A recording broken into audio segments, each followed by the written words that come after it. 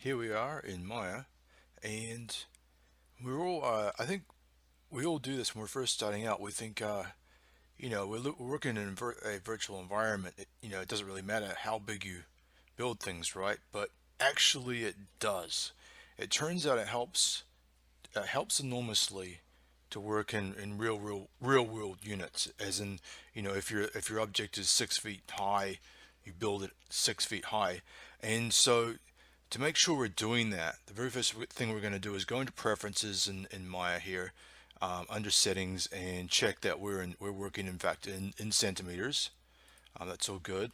Go up here and look at the grid settings here, and you'll see that the grid is set to 12 units, like long with length and width there, and one grid, a grid line every unit, which means that this every unit means a centimeter. So this is basically 24 centimeters across, right? And that means if you're building a character here that was 6 units high, it would actually be 6 centimeters high. So what you want to do, what we're going to do, um, let's just say for argument's sake that our character is about just shy of 6 feet tall. That would turn out to be 180, 180. Sorry, I'll make this 500 and 180 units tall.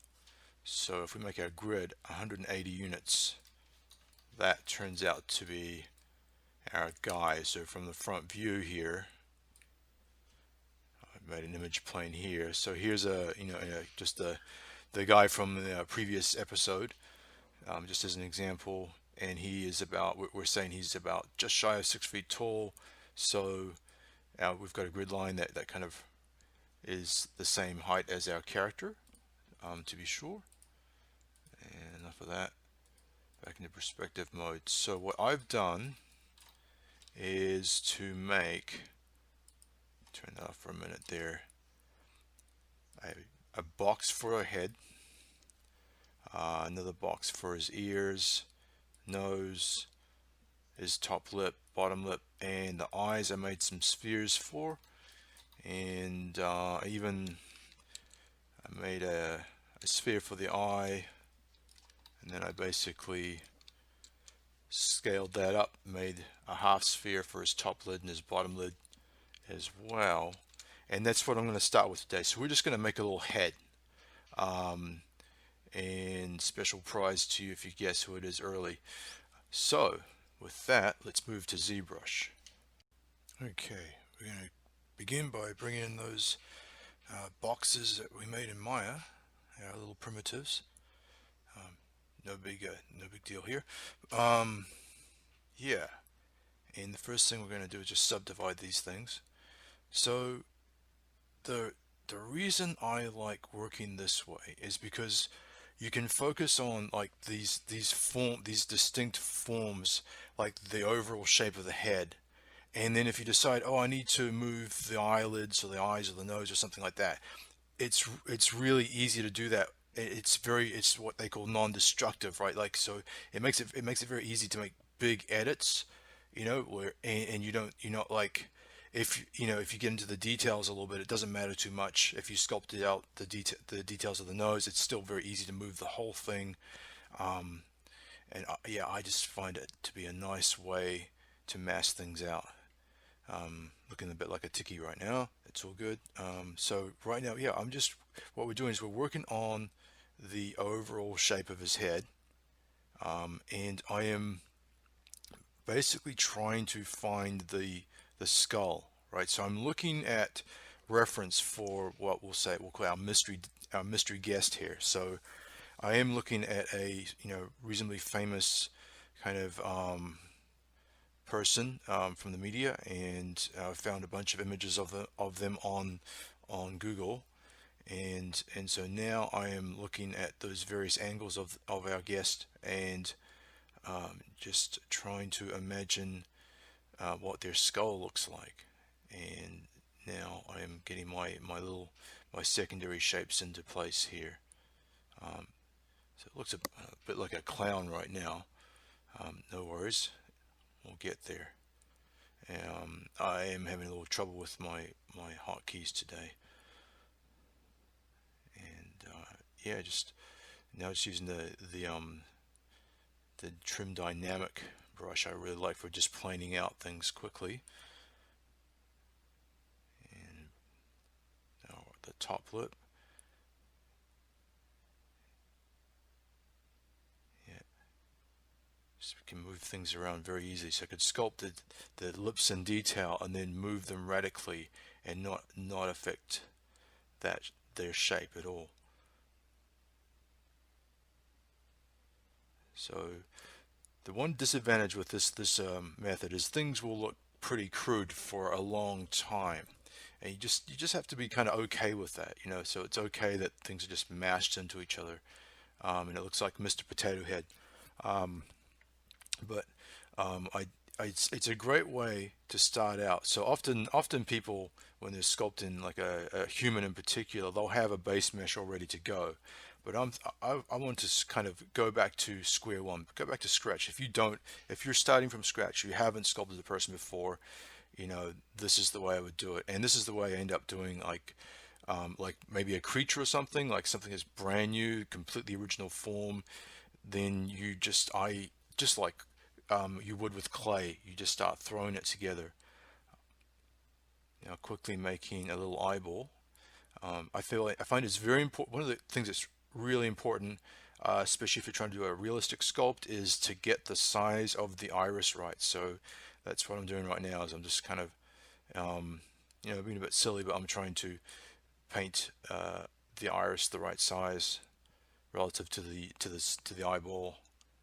Um, and this will just serve as a guide for now. So, you know, if we take this sculpt further, like all the way to a kind of a final model, then we would build an actual eye. But in this case, this is a kind of a temporary eye. I want it to feel like a real eye, so you know, I'm painting in kind of a faux highlight there, and there's our iris. I mean our pupil there, and throw in the toy shader and Bob's your auntie. You've got an eye. It can look, you know, somewhat realistic in a render. Um, and and now this is where having those separate eyelids is great, eh?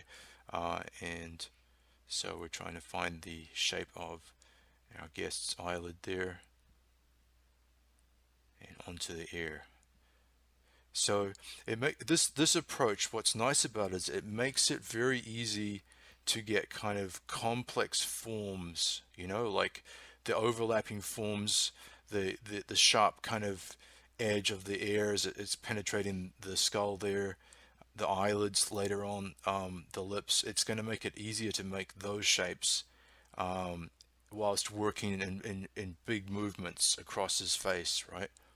Oops.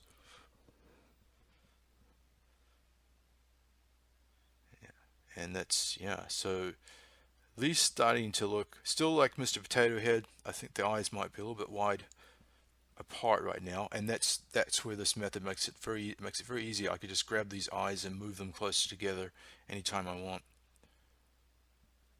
Let's try, kind of organize things a little bit here. Now I'm going to try and find the skull a little bit more on the head. Remeshing, it's quickly dynameshing is, you know, it's that's the fantastic thing about the most liberating thing about ZBrush, if you're new to it, is the fact that topology doesn't matter. You can remesh it at will, which is really nice.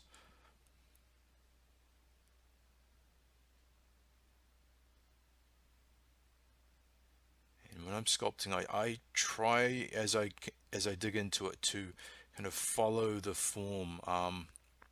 So I try to make my brush strokes go in the direction of the form I'm trying to create, if that makes sense. So if I was sculpting a sphere, I wanted something to feel round, I would use curved brush strokes across the surface to pull it out. Yeah, and I'm using the trim dynamic tool again. I feel like when you're, especially if you're just starting out in ZBrush, you can do a lot with very little. Like you could do probably a whole model with, I would say, that the clay tubes brush, trim dynamic, and maybe move topology. Those three brushes, and of course if you hit shift and you can smooth things, um, will get you a long way. So that's the great thing about ZBrush. You can do a lot without really knowing much about it. So here I'm really kind of trying to find the structure of the skull underneath his face here.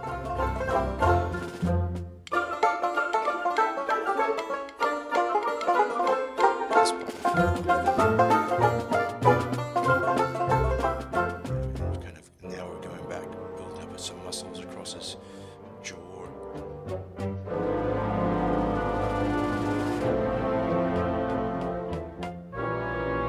And you can see it comes together pretty quickly.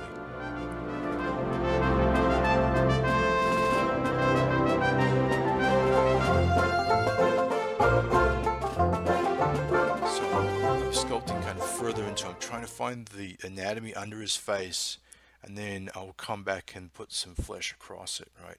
So it's a little bit, I am, looking at the reference and seeing the skull underneath there. And now the advantage of having the lips being separate meshes, it makes it very easy to go in there and sculpt inside the mouth.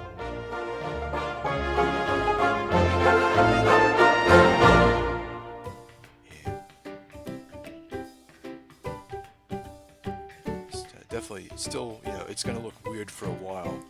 I prefer looking at it without all the features on almost at the moment. And I've just gone and welded in that top lip and just dynameshed it so quick. Decided I didn't need to have that separated out.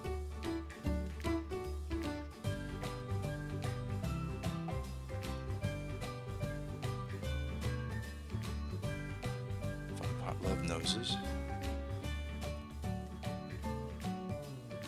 So this is really where this technique comes into its own, is when you've got those complicated forms like the nostrils as they collide with the face, and those things are, you can do it, but it's just awkward trying to sculpt it as one contiguous mesh. It helps to start out, to literally have it kind of constructed almost as if it is separate, and then and then you get those nice sharp overlapping forms, or those forms that are pressing against each other. It's much easier to create them that way. Cool. Okay, so I've done a bit of a Julia Child here, and I had this sitting in the oven already baked. This is so basically what we've been looking at a little further along, and this is about the point where I think, okay, I'm feeling reasonably happy with things, and it's time to kind of just bake it all down onto one mesh, and we'll do that next week.